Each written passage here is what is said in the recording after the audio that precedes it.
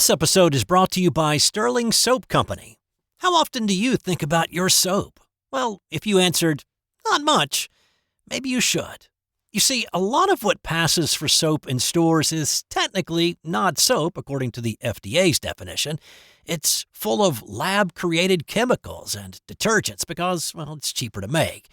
Now, what if you could buy natural soap made from natural ingredients like tallow, palm oil, coconut oil, and scented with essential oils, and for just a little more than you'd pay for grocery store soap?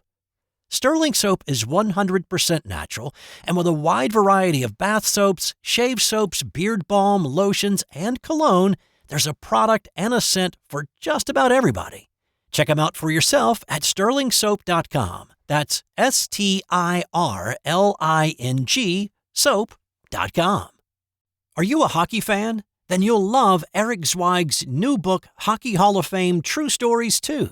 It's a treasure trove of untold tales, bizarre incidents, and captivating trivia that will leave even the most devoted puckhead astounded. The intense rivalries, epic showdowns, and historic clashes that shaped the NHL's early years, it's all in there. Zweig uncovers the true stories that helped shape the sport, ensuring that you will never look at hockey the same way again. Check out Hockey Hall of Fame True Stories 2 on Amazon or wherever fine books are sold. Hey, and welcome to another edition of This Dish, a proud member of the Sports History Network. You can find more info and more podcasts at sportshistorynetwork.com. This is Steve White, your host for This Dish. It's July 30th, and on this day in 1980, the career of an all-star baseball player came to a screeching halt. Houston Astros pitcher J.R. Richard had already become a star. He was a 6'8" fireballer that had been in the major leagues for 9 seasons. But his rise to greatness wasn't meteoric. It took time for him to mature, learn to control his fastball. He went from leading the league in walks in 1975 to leading the league in strikeouts in 1978. In 1979, Richard once again led the league in strikeouts and had a league-low ERA of 2.71. At age 30, he was coming into his own and was on the brink of dominating Major League Baseball. He'd just started in his first All-Star game a week prior. He was having a Cy Young type of season with a 1.9 ERA and 10 wins already. But he'd been having some issues with his arm for several months. He had complained to team doctors that his arm felt fatigued. He saw more doctors. They ran more tests that came back negative. Maybe they suggested it was more of a mental thing than a physical one. There were even rumblings that he heard about later that he was faking. His work ethic came into question. Maybe it was drug use. It wasn't any of that. He made one start after the All-Star game in Atlanta. He was pulled in the fourth, saying that he couldn't see the catcher's signs because his vision was blurry. But the Astros still thought it was all in his head. And they meant figuratively, but in a literal sense, they weren't far off. He had a blood clot in his neck that was cutting off circulation to his tall frame, and on this day, he suffered a stroke. While tossing the ball around lightly with his teammate Wilbur Howard, Richard collapsed. He was rushed to the hospital, where doctors finally realized the problem and performed surgery to remove the clot. The surgery saved his life, but his promising baseball career was over. When he woke up from the surgery, the left side of his body was paralyzed and he couldn't speak.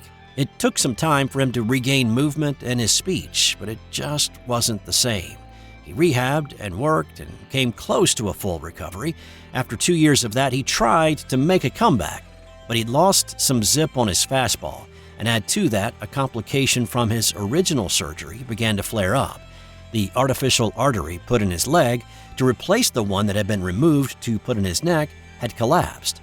The risk of further complications was too great, and he had to hang up his glove and cleats.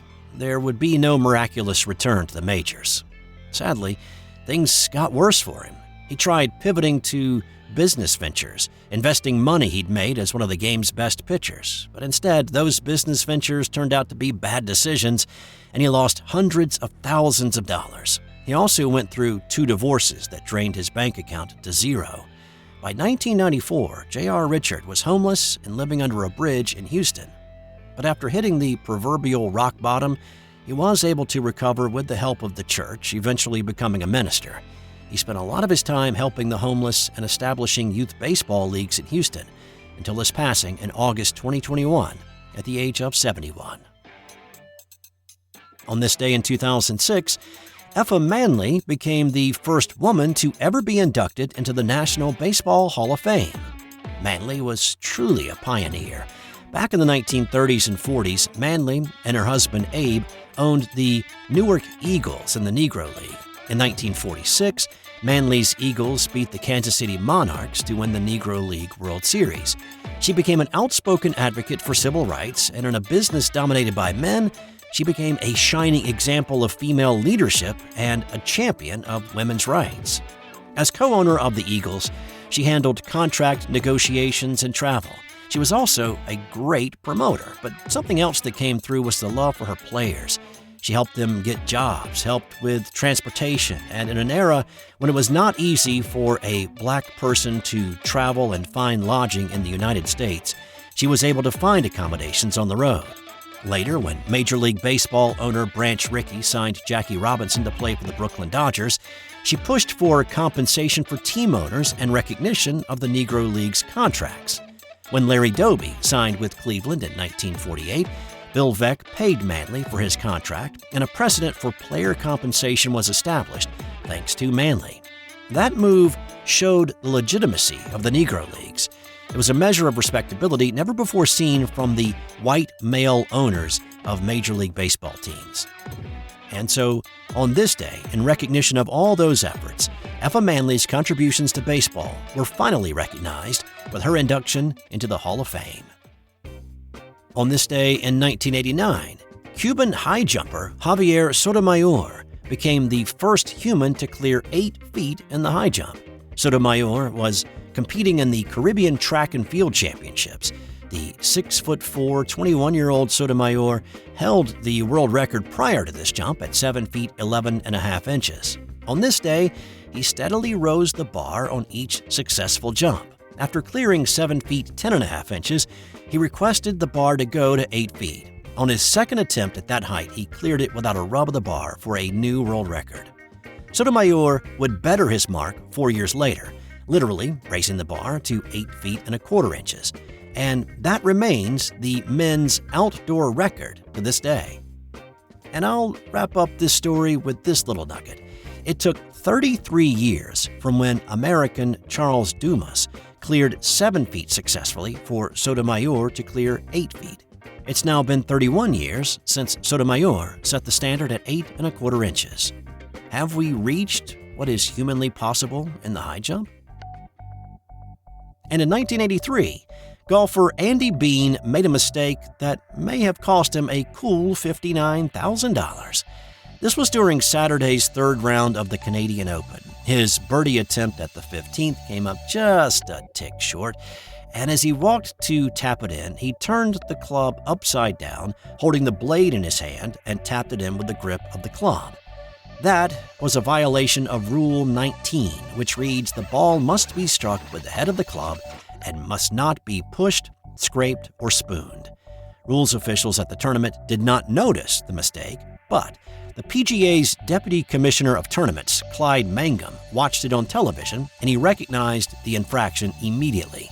He made a phone call and let officials know of the rules infraction, and Bean was assessed a 2-stroke penalty before he signed his card that day. Bean felt like an idiot when he was informed of the mistake, and instead of a 75, he had to card a 77. Bean tried his best to make amends in the final round, shooting a 62, tying the course record. But he came up an agonizing 2 shots short of being in a playoff with the eventual winner, John Cook, and runner-up, Johnny Miller. Instead of winning first-place prize money of $76,500, Bean cashed a check for $17,566. And time now for today's non-sports fun fact. Actor Paul Reubens died a year ago on this day, and in honor and memory, here's something you may not have known about him. Reubens, who is best known for playing Pee Wee Herman on television and in movies, appeared 3 times on The Dating Game. he finally won a date on his third try. That's all for today. I'll see you back here tomorrow for another edition of This Day in Sports History. This has been an original Thrive Suite production. Hey there, sports history fan. This is Arnie Chapman, a.k.a. the Football History Dude, and I hope that you enjoyed this recent episode presented by the Sports History Network and were able to learn some good old-fashioned sports history knowledge nuggets. I started the Sports History Network back in 2020 with the mission to help podcasters find a community of like-minded sports history nerds, as well as helping aspiring podcasters to start their own shows. We have a little bit over 30 shows on the network right now covering all sorts of sports history, but as far as I'm concerned, we're just at the toothpick in the ocean moment, that can't even figure it out because there's so much more coming. We wanted to create the ultimate headquarters for sports yesteryear, starting with Podcast Network and our website, but we're going to continue to move into other mediums as well. And here's the cool part, because we want you to be part of our team. So if you're interested in starting your own podcast, or maybe being a guest on one of our shows, or who knows, maybe even writing an article for us over on the website. Seriously, all you gotta do is reach out to us on the contact page over at sportshistorynetwork.com. You can be as technologically savvy as a Neanderthal tapping on a stone trying to figure out this whole hieroglyphics thing back in the day. Again, it doesn't matter, because even if you don't understand the whole podcast space, we have a production team that can pretty much help you out with doing everything. All you gotta do, head over to sportshistorynetwork.com, head to the contact page, fill it out. That message goes right to me, and I'll reach out to you as soon as I can. But for now, dude, I'm through if you're through.